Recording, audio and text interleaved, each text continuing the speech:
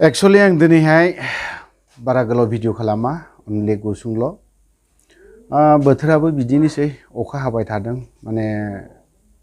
जोंनि लोगो सासे सेरफांगुरियाव थायो बियो बाक्सानिमोन गोदो थ' सावरायगोनां दिनै गबिन्द बसुमतारी बिथांनि बारै कयेकथा खोथा एसे गोसोखांदों बिथांनि बारै अखा हानायखाय दे थ' हेल' लोगोफोर आंनि अफ्रि दैमारि चेनेलाव नोंथांमोनखौ आरो फिन खनसे बरायनानै लानाय जाबाय थ' दिनैहाय जोंनिनो बेट्सनिनो 13 बेट्सनिनो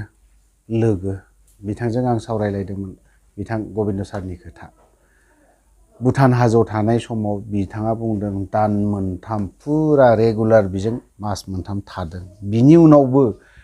सिज फायार जासि जानानैबो अदालगुरि केम्पआव गोलाव सम थादों थांनानै बिथाङा मा जाहैबाय डिसबेन्डबो जाबाय जानायनि उनावहाय बिथांखौ मा खालामहरबावबाय दाखालिफोर साननैसो सिगां थांदोंमोन थांनायाव बेबहारा मोजां नङा बोरायहोलां माबा उन्दै गथ'नि खुद्रिनायफोर बायदिसो जाहोलां बिदि गियान जाहोलांदों दा बेखौ मोजां मोनाखै जोंल' नङा आंल' नङा बेल' नङा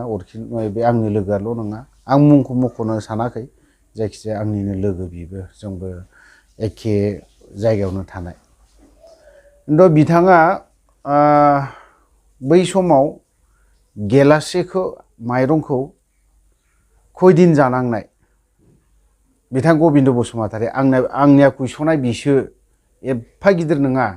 बियो जुदि आफादनि थारमोनबा आफादनि नंगौ बिबो मानिदों बेखौबो सानसे समाव मावबोदों बेसेबांबा गिदिर सेक्रिफाइस खालामदों नाथाय जों गथ'फ्रा आलु 20 जनजों जोङो आलुखौ 10थासोल'नो मोनो हिसाब माइरङा जोङो सासेयाव हाफ गेलास मोनो गेलाससे फुरा मोनबावा बिदि जाना फैनांदों दालिया 20 जनजों 1.5 गिलास बिदिल' गेलासाबो फिसासोल'नो बेबायदि जाना फैनांदों जोङो थ' दिनै गबिन्द बसुमतारीया मा खालामदों पावारा बिनि गासैबो बिनि मा खामानि नांगौ हरनो हायो एनडिएफबिनि गथ'फोरखौनो बिथाङा दा सिनायबावला गबिन्द बसुमतारीया मानो बिथाङा दिनै डिपुटि चिफआव नङाला बै समाव आं बै समनि बाथ्राखौ होनगोन बिखौ बै समाव आजि दिनैनि 20 बोसोरनि सिगांनि खोथाखौ होनगोन बे समाव गथ'फोर नङाबानो जायामोन जोंफोर नङाबानो जायामोन बिनि बेग लानानै थाबायनाय जोंनि मानसि आफादनि केडारफोर जोंफोरबायदिया बानानै गैयाब्लानो जेबो बानो हायामोन बियो थाबायखोनोनो हायामोन बिनि भुटान हाजोनिफ्राय हमनानै ला गसाइगाव हाजो जायखौ दिनैहाय नेशनेल पार्क बानायदों रायमना नेशनेल पार्क बे हाग्रानिफ्राय जोङो जारागुरिसिम बेसेबां रिक्सआव लाबोयोमोन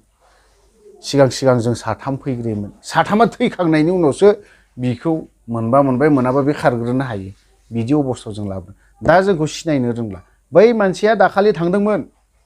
बिथांनाव मोनसे जिनिस बिहैदोंमोन खामानि बिहैदोंमोन जोबजासिम आफादनि डिसबेन्ड जाजासिमहालागै बिसोरजोंनो थाफाबाय थादों आरो दंबाय थायोमोन दिनैसिमबो दङ गोसो होनानै बिथाङा दाबो गोसोखाङो बे आफादनि खोथाखौ दहाय गोबाव सम रायलायदों जोङो रायलायनानै ओरैबायदि बुंदों बिथाङा माने गबिन्द बसुमतारीया मा जोंखौ सिनायला नामा गोदो जों बिनि ओंखाम जानायनिफ्राय संना होनाय बिनि बेग बानाय बायदिसिना गोबां जोंखौ दा सिनायनो रोंला नामा दा पावार मोननायखाय दा बिदि जोंखौ सिनायनो रोंला नामा खामानि बिहैदोंमोन बिथाङा मोनसे फुराना नांगौ ना गोजाम नांगौ गोदानखौ नांगौ गोदानबा गैया नै खोथाया बिदिसो जाबाय बिदि जायो नामा गबिन्द बसुमतारीना बांद्राय गबिन्द बसुमतारीया बांद्राय गोरा दाजा मिथिबाय नोंखौ देरहाहोनोबो हायो एक्स एनडिएफबिफोरा आरो नोंखौ एबाराव फेजेन होनोबो हायो बेखौ गोसोआव लाखा गबिन्द बसुमतारीया बांद्राय नोङो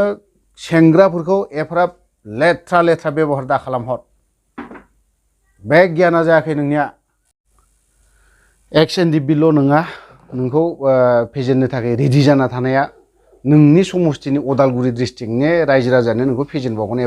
एबार दैज्लाङाव नाय नों खोमाया मोजाङै खोनासंनानै लाखा नोंनि जायगायाव दासो दैज्लाङाव एसे मा होनना बुङो दैबाना फिसा जाजेनहांदों मिथिबाय दासो दैबाना फिसा जाजेनहांदों बेखौ खोनासंनो थाखाय नोंसोरो रेडि जानानै था आरोबाव नों डिपुटि चिफ नोंखौबो बुंगोन बाक्सा बायदियाव मा प्रमद बर'खौबो बुंगोन आं दिनै बाक्सायाव नैबे तामुलपुर एरिया माबानि समस्ति बोलिया दैया खुरखाजोबनाय बिगासे हा लानानै थांबाय मा अबस्था खालामगोन थांनाय समाव दिनै मिडियायाव नुदों दै बेखौ रायजोफ्रा नुगासिनो दं बेखौ दिनै गबिन्द बसुमतारी खोनादोंना खोनायाखै प्रमद बर'आ थांना मा होनहैदों जोंनोनो हो भटआखौ नोंसोरनो इदि इदि बायदिसिना गोदै गोदै फुस्लायहैदों होनबा दिनै बे फुस्लायनायनि बै बुंहैनायनि खोथाफोरखौ नोंसोर दा मावफुंदो दाना मावनानै होदो दैमाया खुरखानानै न'आनो गैला मोनसे दा मोनसेल'सो न' दङ दहाय बड'लेण्ड रादाब ना बा आर'नाइ रादाब बावहाय नुदों आं दानि भिडिअखौ आं होला नोंसोर लाजिगोन गबिन्दआबो सिन्था खालाम बेखौ नोंनोथ' बुंदोंमोन जों बर' रायजो राजानि थाखाय थै थां खामानि मावगोन होननानै दा मावदो एसे मोजाङै हाग्रायाव थानाय समावथ' नोङो दिनै मावनोबो हायाखै